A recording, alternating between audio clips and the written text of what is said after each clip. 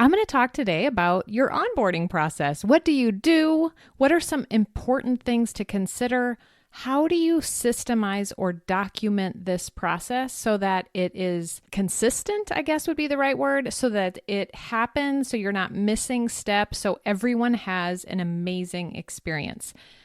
It's kind of fun. I went into a group that I'm involved in and asked some other coaches what is their process. So I'm going to also share some really specific step-by-step of how other coaches do this, and then walk you through what to think about and how to document your own system. So here we go.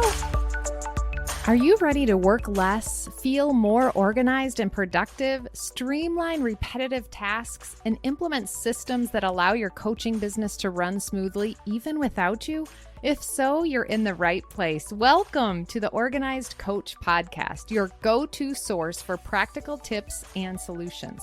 I'm your host, Tracy Hoth, professional organizer, certified life coach, simplifying expert, and most of all, down-to-earth fellow coach just like you. No matter if you think you're missing the organizing gene, have ADHD, or just love anything organizing, I'm here to help you become an organized coach with a business that works for you. Pull up a seat and let's get started. Organizing our systems and documenting the processes that you have in your business to make your business run efficiently and smoothly, and you're not missing things or stressing about things. That is only one of the things that we do in Organized Coach Academy. So get in there. Let's get your business organized. Let's get you feeling confident about your processes, about how you spend your time, about the image you have of yourself, about finding your digital files as quickly as possible, about setting up your business dashboard, and I cannot wait. I did want to share a testimony from the newest member who joined Organized Coach Academy. And she emailed me and she said, Tracy, I did it. I joined OCA and I'm very happy I did. I'm a pretty organized person, but you have some great information that I think will be the icing on the cake. Does that sound great or what? So if you are organized, you just want to tweak it a little bit better, I want you to get in Organized Coach Academy.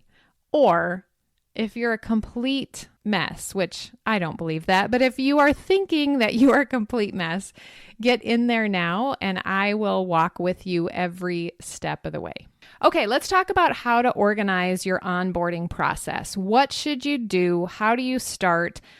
The first place I like to start with any process that you're doing is to figure out what you're doing currently. Everyone has a process. Now, it might be a mess. That's fine. It might be different for each person that comes on. That's fine. You might have no list anywhere of what you follow, and that's totally fine. But you have a process. So what is the process? And I like to write that down and then consider what works well about it and what doesn't work well. What do you want to change? What do you want to add? How do you want to make it more efficient? And then make sure we get that documented. Okay, so start out just by writing what you do now. When someone says yes, so you may have a group program, a one-on-one, you may have a course that they purchase, but what happens first when they join, when they say yes? How do you get their money? What happens? Do you bill them? Do you have a link that's automated? Is a tag added to their name? Just kind of draw out one step by step what happens. Then how do they get the information that they need? How do they get access? If there's any online portal or information that they get, how do they get that? What makes the experience for your client special? How do you book their calls on your calendar? Okay, so you write all these things down, just step by step. No judgment, no wishing it was different. Just be really open to saying, okay, this is what I've done. And maybe pick the last 4 clients or the last 4 people that have said yes to you and write down what happens for them. Then we can look at it. What do I like about this experience that I've given them? What do I not like about it? Does it match my brand? And for me, this is putting a little pressure on me. Like, is it organized? How they join? Is it simple? Is it uncluttered? Or maybe your brand is high end. Does it feel like a high end experience for them? I reached out to a group that I'm in and asked them what their onboarding process was. And I didn't get as many responses as I thought I would.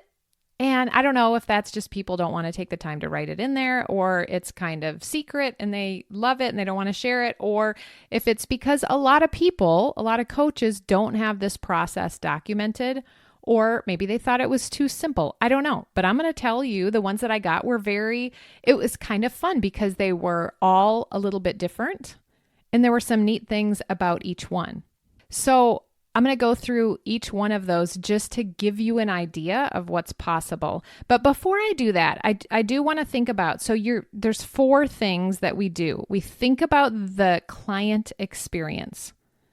And like I asked, does it match your brand? What kind of experience does the client have? Because they don't know anything like what it should look like, in comparison, maybe you're the first coach they've ever hired. So what is the experience that they get? Then I like to think, is it simple or automated? If you have a team, is it simple for the team? Is it automated for the team? Maybe you use a project management system to help with that. Maybe you just keep it so simple that there's 5 steps and you have those 5 steps and you do that yourself. So either way, think of their experience, make it simple and automated, and then document the system. And that could be as simple as having a Google Doc with the check mark and writing the steps in order. Every single step. Everything that you actually do and everything that happens behind the scenes that's automated. So for example, if they make a payment through your payment link, is a tag added to their name when they go into your email provider? And then the 4th thing is to test. Test this out. Actually pull up the document, follow the steps with the next new client you get, and see if this works. See if it's efficient. See if you want to make any changes or any tweaks to the system. And then you have a documented system. It's that simple. And then every time, pull that document up and follow the steps. And then you can make changes as you go. Maybe you want to add a little more. Maybe you hire a team member and that team member is now following this system and you have to separate out what they do and what you do. Okay, so think of the client experience and if it matches your brand, make it simple and automated as much as possible, and then create the documented system and then test it. Okay, and some important things to think about is, how you take their money, how you bill them. If the information is clear on what they need to do versus what you need to do, what coaching is, do they know that? How do you get them the information you want to get them? How do they log in? And how do they feel through this process? Do they feel cared for? Do they feel like you appreciate them, like you are going to take care of them? More than likely, they're a little nervous. They've just spent this money or invested in this program. And how does what you do in this process make them help? I'm like, I can't say make them feel because that's not correct, but what's their interpretation? What are they thinking about your process and how are they feeling about it? Okay, first person that responded was Kathy Cruz. She said that she has spent a lot of time on this and her system in this is quite, I don't want to say complex, but listen to what she does. It's pretty amazing. She has a Kanban board in Trello. So if you don't know what a Kanban board is, it's a layout of steps and they're in order. And then you take a card and you slide the card to each step. So she has a Kanban board in Trello that lists all the onboarding steps for her and her admin VA. And each group member, each new person gets a card and the card moves on the board showing us where the new member or client is on the journey. I love thinking about it like a journey. This includes an email workflow spaced out over time to remind the client to take some onboarding steps and to check in on progress or if they have any questions. So the email workflow is also included. For the client, once they join, they can see their steps for onboarding on both the guide and the Facebook group. So she has a group included and in the module of the member portal. So this all is a digital onboarding process for them. Then they also receive a gift, a mailed welcome packet full with goodies, welcoming them into the community. Also, in terms of the backend, there are multiple Zaps from Zapier. If you're not familiar with that, it connects different softwares together, and integrations that help with automation because we don't want to do all this work manually. So it's organized, it's automated, it's systemized, and it did take a lot of time to set up, she mentions, but the benefits are amazing. I was curious when she said that, when she sends them a goodie bag, does she do that through a service or does she do it for herself? And she says she orders and assembles them at home, partly because one of her business values is to support other small businesses. So she orders some of the goodies from her own group members who make products. Oh, that's such a fun idea. And then she assembles them in batches, like 10 to 20 welcome packets at a time. So when it's time to ship, her VA creates the shipping label and then she prints it at home and sends it off. That is so fun. I just love the whole, when you think about the experience of the client and they join and they have this clear, step-by-step process and they get a beautiful small business supporting goodie bag, it just sounds so luxurious, so clear. And then her team as well knows exactly what happens each step, and a lot of it is automated.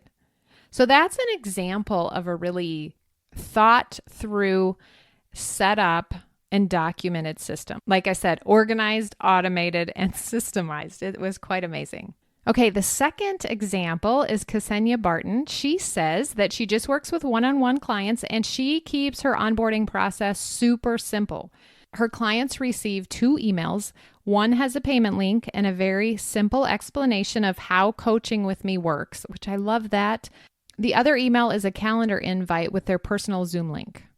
And then they also receive a hard copy book in the mail if she has an immediate recommendation based on the consult.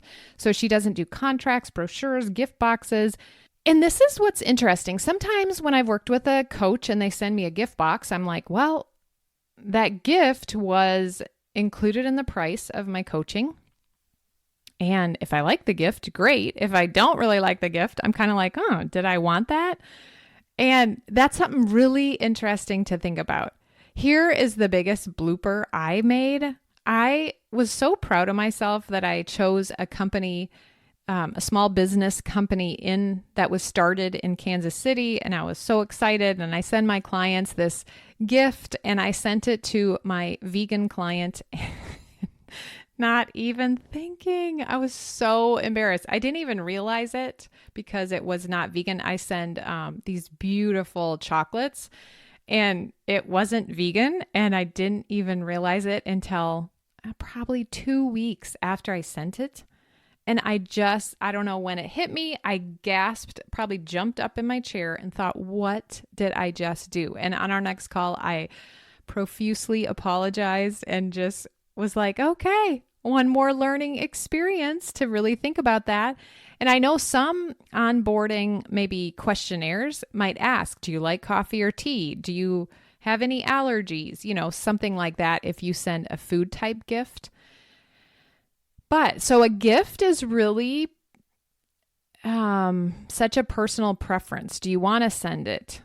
With a book, how do you know if they have the book or not? It's just so many different questions about gifts. But a gift can also make someone feel really cared for and like thought about. So it's interesting thinking about what you want to do for your gift, if you send a gift or if not.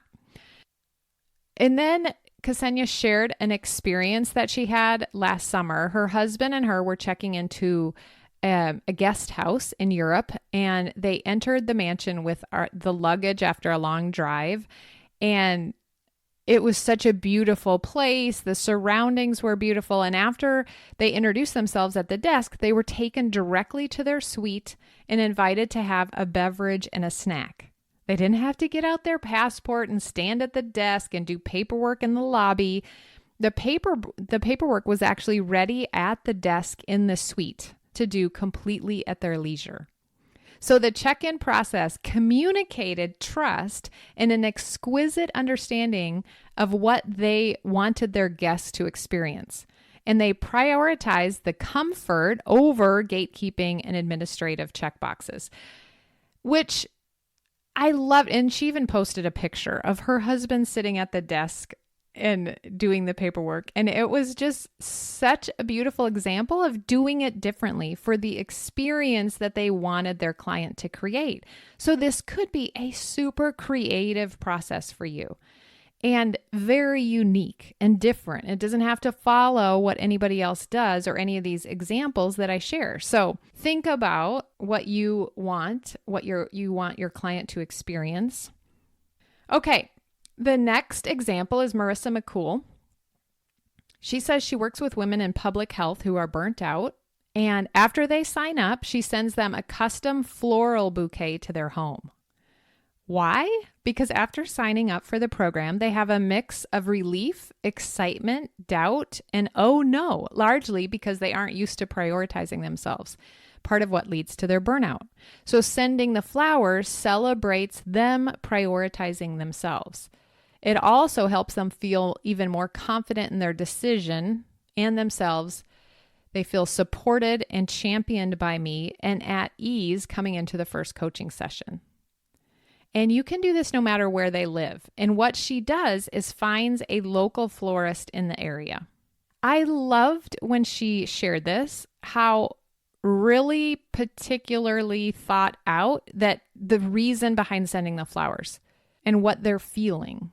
And considering, yes, when someone decides to invest in themselves, they might have doubt after that. And how can you address that? And how can you give them reasons to feel confident in their decision? Okay, then the final example I want to share with you is from Andrew Cipriano, and he gave me a very detailed list, 6 steps. So his process is he creates a recurring Zoom link and adds it to his Google Calendar. Then he fills out my contract with the correct info for the coaching package. For example, the price, the number of sessions, personal information. And then he sends the client the contract to e-sign through pandadoc.com. And then he sends them a welcome email with the Zoom link, the coaching objectives, a payment link, a link to invite them to his Telegram, and then a welcome PDF that just gives some basic information about coaching, how to get to the recordings, how to best contact him. And then step number 5, creates a paper folder for them for written notes, coaching during sessions, etc., and a Google Doc PDF to take virtual notes before and after the session. And then once they pay, he adds them to the income sheet. I loved it. I loved how very specific, very simple, 6 steps, and knows exactly the beginning and end that person is onboarded. And I want to say thank you so much to those coaches who gave examples for us to look at. So from here, we have examples. We have what we do currently and what we want to change, what works and what we want to change or add to. So then what's the first step? How do you take action to create a documented system, process? How do you organize your onboarding process? So then the next step is just to look at, okay, what's the next step? What do I need to do in order to document this process? You've already written down what you're currently doing. I would just go back to that and make any changes that you want to. Add some things in there you want to try next time. Add the links to get to the software that you need so that you just do it with the click that's there. So you have that in the process. Add the details, fill in the details that you need to make that include, to make that simple paper or Google Doc, to make that simple system documented with everything you need. So you can go to that. So you have the documented system, and then next time you have a client, the key is to pull that up. So where can you save it to make it easily accessible and get it in there? Now, if you take my class, this would go in the first file folder, which is operations. And within operations, there's an SOP or standard operating procedures folder, and it would be in there, and you would just pull that up. Now, you could also have shortcuts to that. So one of the things I like to do, or I've started doing, is having an SOP folder on my bookmarks bar and then linking these things that I use often in that folder.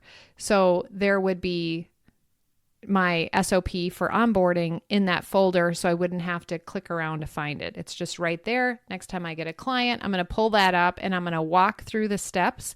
Make sure everything I do is documented in there. Make sure nothing's missing. I don't need to go search for something. Make sure every step's in there, and then see how it works. And then test. So that's the testing stage. You're just testing it to make sure everything's in there.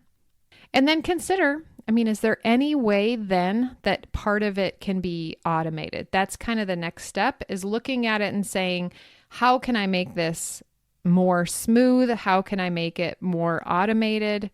And is it creating the experience that I want my client to have? I hope that this was so helpful. And what you need to do now is put it on your calendar. Do you need to add it Friday afternoon to your calendar that you're going to take this time? Or are you going to commit with the next client that you're going to document everything that you do? Because if you don't have it on your calendar somewhere, it's probably not going to happen. You're probably going to keep pushing it off.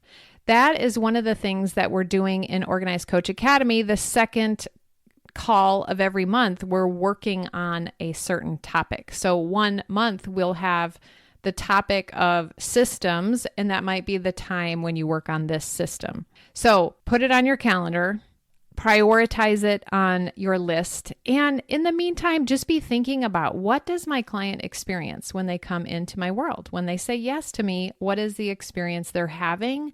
Do I like that? What little tweaks or changes can I make? And how do I document it? We will see you next week.